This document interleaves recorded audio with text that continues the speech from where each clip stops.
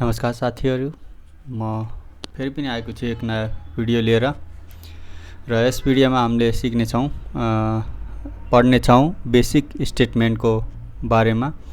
योभन्दा पहिला हामीले क्युबेसिक कसरी इन्स्टल गर्ने भन्ने पढिसकेका छौँ र आशा छ तपाईले त्यो भिडियो हेरेर इजिली आफ्नो सिस्टममा तपाईले क्युबेसिक इन्स्टल गर्न सक्नुभएको छ र हामीले क्युबेसिकको एलिमेन्ट्सको बारेमा पढिसकेका छौँ र आज हामीले क्युबेसिक स्टेटमेन्ट्सका विषयमा पढ्नेछौँ र त्यसपछि हामीले आफ्नो क्युबेसिक प्रोग्रामहरू लेख्न स्टार्ट गर्नेछौँ र आउनुहोस् सुरु गरौँ।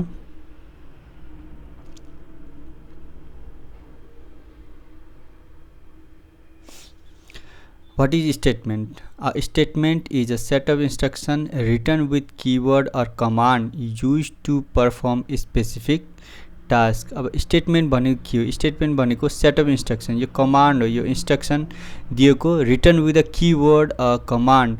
अब कीवर्डको बारेमा हामीले बेसिक एलिमेन्ट्स क्युबेसिकका पढ्दाखेरि कीवर्डको बारेमा हामीले पढिसकेका छौँ। कीवर्ड भनेको के? कीवर्ड भनेको इनबिल्ट वर्ड अर कमान्ड भन्न सकिन्छ जो क्युबेसिकमा पहिले नै कुनै स्पेसिफिक टास्क गर्नको लागि प्रयोग हुने वर्डलाई हामीले के भनेको थियौँ? कीवर्ड। अब स्टेटमेन्ट भनेको त्यो कीवर्डको साथमा जुन स्टेटमेन्ट जुन इन्स्ट्रक्सन लेखिएको हुन्छ त्यसलाई क्युबेसिक स्टेटमेन्ट भनिन्छ। जस्तै प्रिन्ट मात्रै गर्नाले त प्रिन्ट त हुने होइन, प्रिन्ट एउटा कीवर्ड भयो, तर प्रिन्टको साथमा लेख्ने जो स्टेटमेन्ट छ त्यो पनि चाहियो। त्यसपछि बल्ल प्रोग्रामले काम गर्छ। र यसलाई लेख्नको लागि के हुन्छ भने प्याटर्न सिन्ट्याक्स पनि भन्न सकिन्छ। सिन्ट्याक्स हुन्छ, सिन्ट्याक्सको अकर्डिङ हामीले प्रोग्राम लेख्नुपर्ने हुन्छ र यसको पर्पज भनेको सेम हो, स्पेसिफिक टास्क। किनकि कीवर्ड अर कमान्ड युज हुन्छ। कीवर्ड र कमान्ड भनेको पर्टिकुलर कुनै एउटा स्पेसिफिक टास्क गर्नको लागि बनेका हुन्छन्। त्यही भएर statement is a set of instruction, set of command भन्न सकिन्छ, set of instruction written with keyword or command use to perform a specific task. कुनै पनि स्पेसिफिक टास्क क्युबेसिकमा गराउनको लागि हामीले स्टेटमेन्टको प्रयोग गर्छौँ। There are two types of statement, general or fundamental statements, control or conditional statements. यहाँ दुई प्रकारका स्टेटमेन्ट भनिएको छ जसमा जनरल र फन्डामेन्टल स्टेटमेन्ट्स र कन्ट्रोल और कन्डिसनल स्टेटमेन्ट। त्यसमा यो भिडियोमा हामीले जनरल और फन्डामेन्टल स्टेटमेन्ट्सको बारेमा पढ्नेछौँ भने अब त्यसपछि हामीले जनरल र फन्डामेन्टल स्टेटमेन्टलाई लिएर प्रोग्राम बनाउने छौँ र त्यो पुरा भएपछि हामीले कन्ट्रोल र कन्डिसनल स्टेटमेन्ट्सको बारेमा पढ्नेछौँ। त्यसपछि हामीले कन्ट्रोल स्टेटमेन्ट्स या कन्डिसनल स्टेटमेन्ट लिएर प्रोग्राम बनाउनेछौँ। र स्टेटमेन्ट कति प्रकारका हुनेछन्? जनरल र कन्ट्रोल गरेर दुई थरीका स्टेटमेन्ट्स हुन्छन्। Here we will talk about general र फन्डामेन्टल स्टेटमेन्ट्स। र यहाँ आइसकेका छन् CLS, RAM, print, let end line input. र यिनीहरू कीवर्ड, सबै कीवर्ड हुन् र स्टेटमेन्ट भनेको के थियो भने set of instruction which is used with keyword or command to do a specific task भनेपछि अब यिनीहरूसित लागेर जो सिन्ट्याक्स, कम्प्लिट सिन्ट्याक्स भन्छ त्यो के भयो? स्टेटमेन्ट भयो र त्यसको अकर्डिङ काम गर्छन्। जस्तै CLS, it is used to clear the output screen in programming. It is used at the starting. अब CLS भनेको के? CLS एउटा कीवर्ड हो, कमान्ड या इन्स्ट्रक्सन भन्न सकिन्छ। CLS एउटा कीवर्ड हो र यसको प्रयोग केमा हुन्छ? It is use to clear the output screen. Output screen भन्नाले हामीले हामीले दुई थरीका स्क्रिन पाउँछौँ। एउटा प्रोग्रामिङ स्क्रिन र अर्को आउटपुट स्क्रिन। हामीले प्रोग्राम बनाएपछि त्यो प्रोग्रामलाई रन गरेर हेरेपछि हाम्रो रिजल्ट जुन स्क्रिनमा देखिन्छ त्यसलाई आउटपुट स्क्रिन पनि भनिन्छ। र CLS कमान्ड क्लियर स्क्रिन, अब यसको फुल फर्म अब हामीले मिलाउने भने क्लियर स्क्रिन हुने जान्छ। र CLS कमान्ड के को लागि युज हुन्छ? यो आउटपुट जो हाम्रो रिजल्टको विन्डो हुन्छ त्यसमा रहेको डाटालाई क्लियर गरिदिन्छ। नत्र नि हामीले अब कुनै प्रोग्राम एकचोटि दुईचोटि तीनचोटि चलायो भने के हुन्छ, डाटा जो पछिल्लो रिजल्ट आएको छ त्यो राखिरहन्छ र हाम्रो लास्टको कमान्डको डाटा फेरि त्यसमा थप्दै जान्छ। तर हामीले CLS लगायौँ भने जतिचोटि हामीले आफ्नो प्रोग्राम रन गर्छौँ त्यतिचोटि हाम्रो स्क्रिन क्लियर हुन्छ नयाँ प्रोग्रामको आउटपुटको लागि। र it is use to clear the output screen in programming, it is use at the starting. यो प्रोग्राममा सबभन्दा फर्स्टमा लेखिन्छ। अब हामीले यसरी बुझ्न सक्छौँ भने हाम्रो प्रोग्राम स्टार्ट हुने भनेको CLS बाटै हो। सबभन्दा पहिला हामीले CLS लेख्नै पर्छ।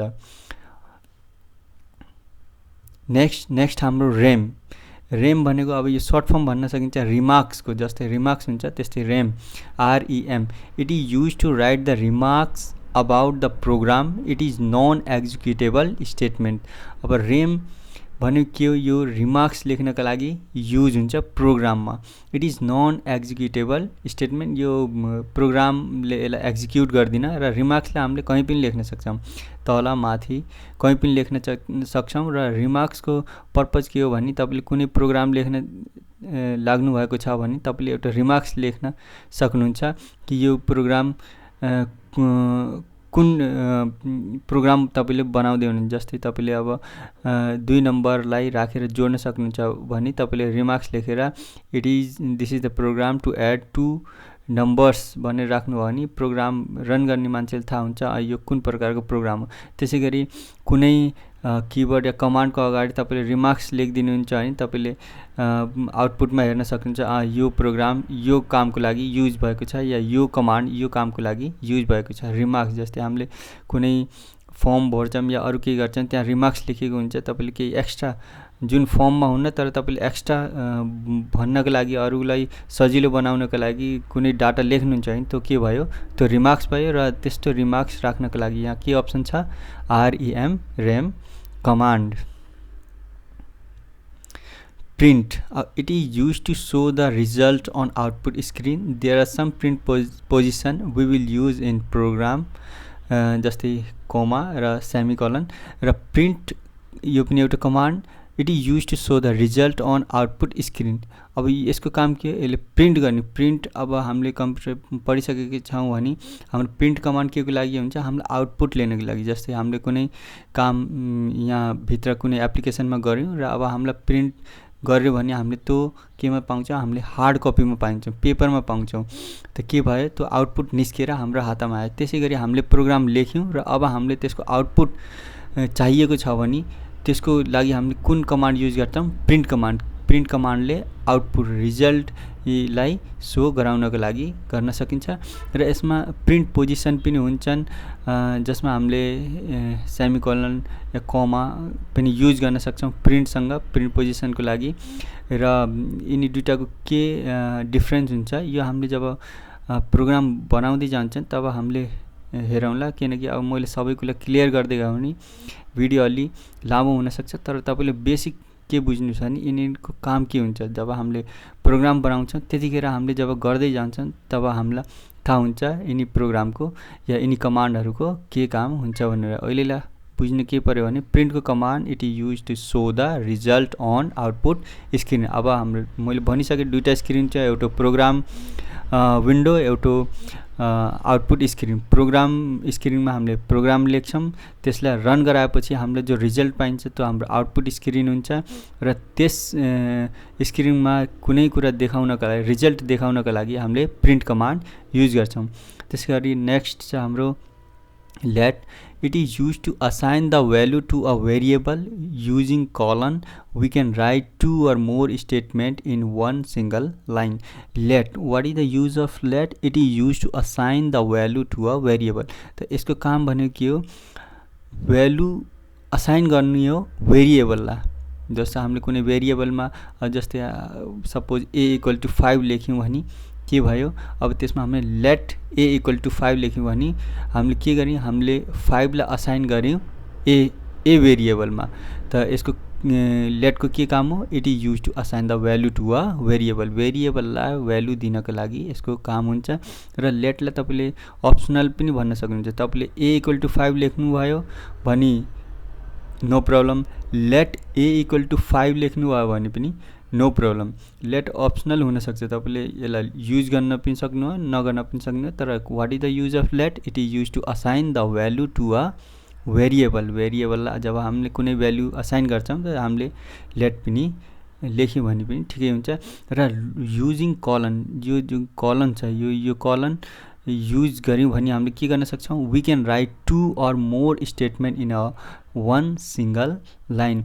अब तपाईँले जस्तै अब तपाईँले सपोज केही जोड गर्न चाहन्छ भने मिनिमम पनि तपाईँले 2टा भेरिएबलमा भ्यालु चाहियो र तिनी भ्यालु तपाईँले a equal to 5 enter b equal to 6 लेख्नुभयो भने पनि ठिक छ। र तपाईँले चाहनुहुन्छ कि a इक्वल टु 5 र b इक्वल टु 6 तपाईँले एउटै लाइनमा लेख्न चाहनुहुन्छ भने प्रोग्राममा, त्यसमा बिचमा तपाईँले कलन जोड दिनुभयो भने तपाईँले तिनी स्टेटमेन्टलाई 2 लाइनमा आउने स्टेटमेन्टलाई सिंगल एउटै लाइनमा पनि लेख्न सक्नुहुन्छ।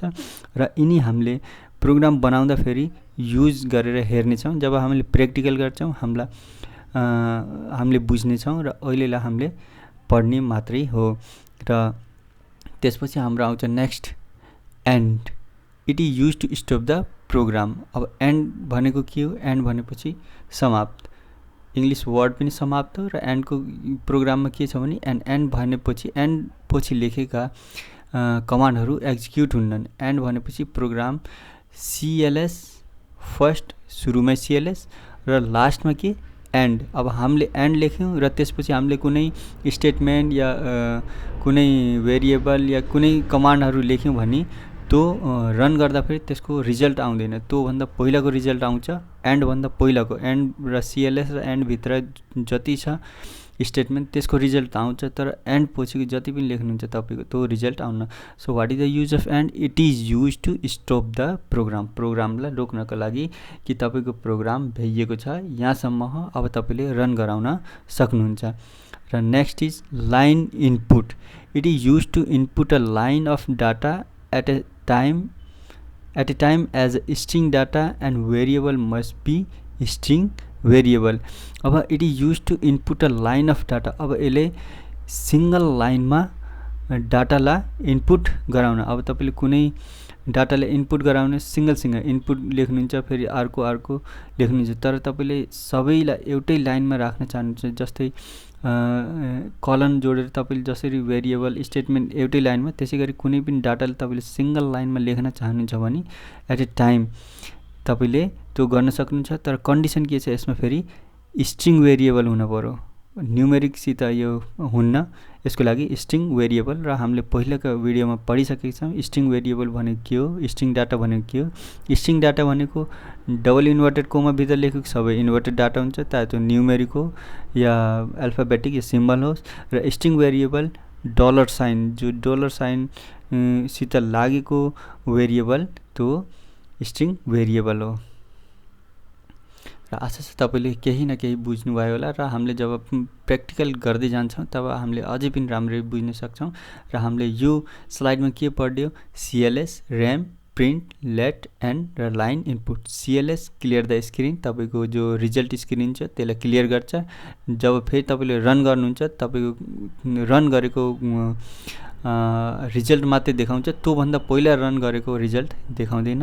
ऱ्याम कुनै पनि कमान्डको लागि, स्टेटमेन्टको लागि या प्रोग्रामको लागि तपाईँले रिमार्क्स लेख्न चाहनुहुन्छ, इजी गराउनको लागि, बुझाउनको लागि आफ्नो प्रोग्रामिङ, त तपाईँले रिमार्क्स ऱ्याम युज गर्न सक्नुहुन्छ। प्रिन्ट तपाईँको रिजल्ट आउटपुट स्क्रिनमा देखाउनको लागि प्रिन्ट युज गर्नुहुन्छ। लेटलाई तपाईँले अप्सनल युज गर्न सक्नुहुन्छ, असाइन गर्न सक्नुहुन्छ, assign the value, assign the भ्यालुलाई असाइन गर्नको लागि भेरिएबलमा। र लेटलाई तपाईँले अप्सन तपाईँले युज गर्न पनि सक्नुहुन्छ, नगर्न पनि सक्नुहुन्छ। र तपाईँले कलन युज गर्नुभयो भने तपाईँले स्टेटमेन्ट जो 3-4वटा लाइनमा आउने स्टेटमेन्टलाई पनि सिंगल लाइनमा तपाईँले लेख्न सक्नुहुन्छ, प्रोग्रामले एरर देखाउन। एन्ड भनेको तपाईँको प्रोग्राम एन्ड हुनेछ। र लाइन इनपुट तपाईँले आफ्नो स्ट्रिङ डाटालाई एउटै लाइनमा देखाउनका लागि तपाईँले लाइन इनपुट युज गर्न सक्नुहुनेछ। नेक्स्ट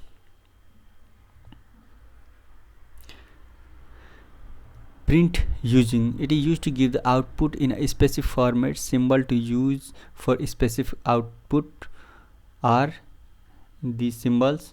ओके, प्रिन्ट युजिङ, प्रिन्टको बारेमा जान्ने। अब प्रिन्ट युजिङ यो कमान्ड युज गरेर हामीले आफ्नो जो डाटा छ त्यसको फर्मेटलाई चेन्ज गर्न सक्छ आफ्नो अनुसार, या जस्तो हामीले चाहिएको त्यस्तो फर्मेटमा हामीले प्रिन्ट गर्न सक्छौँ युजिङ अ प्रिन्ट युजिङ। यो सिङ्गल एउटा कमान्ड प्रिन्ट युजिङ, र आउने भिडियोमा हामीले हेर्नेछौँ कसरी गर्नेछौँ।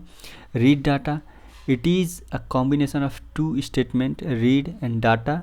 Read is use to read the data from data statement. र रिड डाटा भनेको के हो तपाईँको? Read data it is a combination of two statement. अब यहाँ दुईवटा स्टेटमेन्ट कुन छन्? एउटा रिडको छ, एउटा डाटाको छ।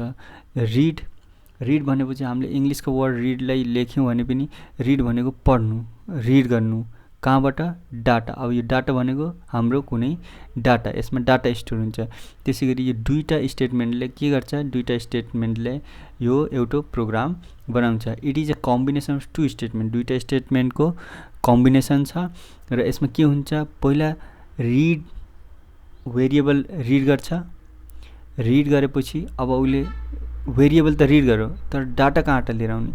डाटाको लागि फेरि त्यो डाटामा गएर रिड गर्छ अनि त्यसपछि आउटपुट दिन्छ। जस्तै read is use to read the data, read is use to read the data from data statement.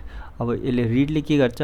उसले डाटा जुन डाटामा रहेको डाटालाई रिड गर्नका लागि रिडले युज गर्छ। जस्तै अब हामीले लेख्न सक्यौँ भने जस्तै read ABC, suppose numeric variable हामीले युज गरेछौँ रिड एबीसी, र तल गएर हामीले के लेख्दैछौँ? डाटा 1 2 3। अब हामीले प्रिन्ट गऱ्यौँ भने प्रिन्ट रिड र डाटाको बिचमा प्रिन्ट कमान्ड हालेर प्रिन्ट एबीसी गऱ्यौँ भने के हुन्छ? हाम्रो आन्सर 1 2 3 आउनु छ, किनकि रिड एबीसी। अब रिड गरौँ एबीसी, अब उसले डाटा रिड गर्ने त्यो डाटामा जान्छ, डाटामा गएर उसले रिड गर्छ र त्यसले रिजल्ट दिन्छ। र यो कम्बिनेसन अफ टु स्टेटमेन्ट हो। रिडमा हामीले भेरिएबल लेख्छौँ र डाटामा गएर हामीले फेरि त्यो भेरिएबलमा राख्ने डाटाहरू पढ्छौँ। र कन्डिसन के हुनुपर्छ भने यो सेम हुनु पर्यो। रिडमा लेखेको भेरिएबल न्युमेरिक छ र डाटा स्ट्रिङ भयो भने पनि गडबड हुन्छ। रिडले जुन भेरिएबल पढेको छ त्यो न्युमेरिक हुनु पर्यो, र डाटामा जुन डाटा हामीले दिएका छौँ या भ्यालु हामीले दिएका छौँ त्यो पनि न्युमेरिक हुनु पर्यो, दुईतिर न्युमेरिक हुनु पर्यो। रिडले पढ्ने भेरिएबल स्ट्रिङ छ भने त्यहाँ डाटामा दिने भ्यालु पनि स्ट्रिङ हुनु पर्यो, बल्ल प्रिन्ट हाम्रो आउटपुट विदाउट एरर आउनेछ read data. Next is restore, it is use to restore the data from other variable. अब रिस्टोर भने के? रिस्टोर हामीले इङ्ग्लिसमै बुझौँ भने पनि रिस्टोर, जस्तै हाम्रो मोबाइलमा रिस्टोर या रिसेट हुन्छ। रिसेट गऱ्यो भने हामी फ्याक्ट्री रिसेटमा जान्छौँ। त्यसै गरी रिस्टोर गरेपछि हाम्रो भेरिएबल जो रिड छ, रिडले डाटा जुन रिडले पढ्छ त्यो नयाँ तरिकाले अर्को उसमा आउँछ। जस्तै अब हामीले रिड एबीसी गऱ्यौँ र फेरि रिड लेखेर एबीसी डिइएफ लेख्यौँ भने हामीले अब यहाँ दुईचोटि रिड प्रयोग गर्यो भने र डाटा हाम्रो डाटामा भ्यालु एउटै छ भने पनि रिस्टोर गरेर हामीले रिडलाई मेटाउन सक्छौँ। जस्तो it is use to restore the data from the variable. भेरिएबलमा रिड हामीले दुईचोटि रिड गऱ्यौँ र दुईचोटि गरेको भेरिएबलमा हामीले भ्यालु हाल्न छ भने हामीले रिस्टोरको प्रयोग गर्छौँ। र हामीले यो प्र्याक्टिकली गरेर हेर्ने हो। जब जब हामीले प्रोग्राम 1 बाई 1 प्रोग्राम गर्नेछौँ, जब जब यसको युज आउँछ तब तब मैले तपाईँले क्लियरली गरिदिन्छु। तबसम्म तपाईँले यो यति बुझ्नुहोस्, रिड डाटा भनेको यिनी दुईवटा स्टेटमेन्ट हुन्। रिडले भ्यालुलाई दिने डाटा पढ्छ, कहाँबाट? डाटामा रहेको भ्यालुलाई। र हामीले more than 1 read option use गर्छौँ भने र फर्स्टमा रिड गऱ्यो त्यसमा भएको डाटालाई फेरि अर्को रिड गर्ने डाटामा हाल्न छ भने त्यसको लागि रिस्टोर गर्छ, हामीले डिलिट गरिदिन्छौँ र नयाँ डाटा फेरि रिड गरेर अर्को भेरिएबलमा हाल्छौँ। त्यसै गरी next is locate. It is used to move the cursor to the specific position on the screen.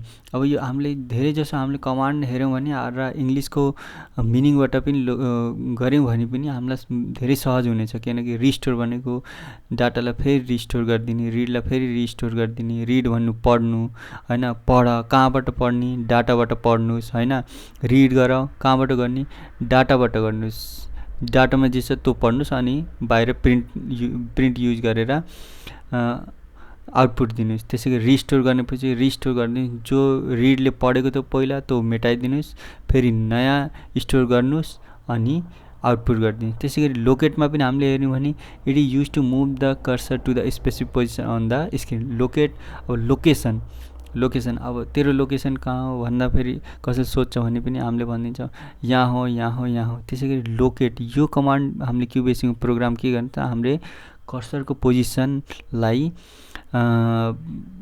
Set गर्नको लागि युज गर्न सकिन्छ र यसले सिन्टेक्स चाहिँ युज गर्छ त्यो रो र कलम हुन्छ। कुनै पनि स्क्रिन हुन्छ त्यो टेबल वाइज नै हामीले हेर्नुपर्छ, टेबलमा कलम र रोज हुन्छ र कुन रोजमा गएर कुन कलममा गएर बस्ने भन्ने कुरो हुन्छ। यसलाई लोकेट गरेर हामीले आफ्नो आउटपुटलाई एन्डदेखि लास्टमा कहीँ पनि पोजिसन गर्न सक्छौँ। Locate. Swap, it is used to exchange the value of two variable if both variable are same. अब स्वैप पनि अब हामीले इङ्ग्लिसको मिनिङ गऱ्यौँ भने स्वैप भनेको एक्सचेन्ज हो, एक्सचेन्ज गर्ने बदलिनु, अदला बदली गर्नु होइन। एउटाको ए को बीमा, बी को भ्यालु एमा हाले जस्तो होइन। Swap it is use to exchange, अब एक्सचेन्ज गर्ने हो भ्याल्यु अफ टु भेरिएबल, दुईवटा भेरिएबलमा हामीले डाटा फरक गर्न छ भने, एक्सचेन्ज गर्न छ होइन, यताको भ्यालु उता उताको भ्यालु यता गर्न छ भने पनि हामीले स्वैप कमान्ड किवर्ड युज गर्छौँ र यसको कन्डिसन पनि सेम छ कि दुईटै भेरिएबल सेम हुन पर्यो। न्युमेरिक भेरिएबलमा हामीले दुईटा भेरिएबल एक्सचेन्ज गर्न सक्छौँ, कस्ता, दुईटै भेरिएबल स्ट्रिङ हुन पर्यो कि दुईटा भेरिएबल न्युमेरिक हुन पर्यो। एउटा न्युमेरिक एउटा स्ट्रिङ छ भने पनि हुन्न, एरर देखाइदिन्छ। त्यसै गरी एउटा भेरिएबल न्युमेरिक अर्को स्ट्रिङ भयो भने पनि गडबड हुन्छ। दुईटै सेम हुन पर्यो, सेम भेरिएबल छन् भने सेम भ्यालुलाई उनीहरूले अदला बदली या तपाईँले एक्सचेन्ज गर्न सकिन्छ। स्वैप भनेकै एक्सचेन्ज गर्नु हो।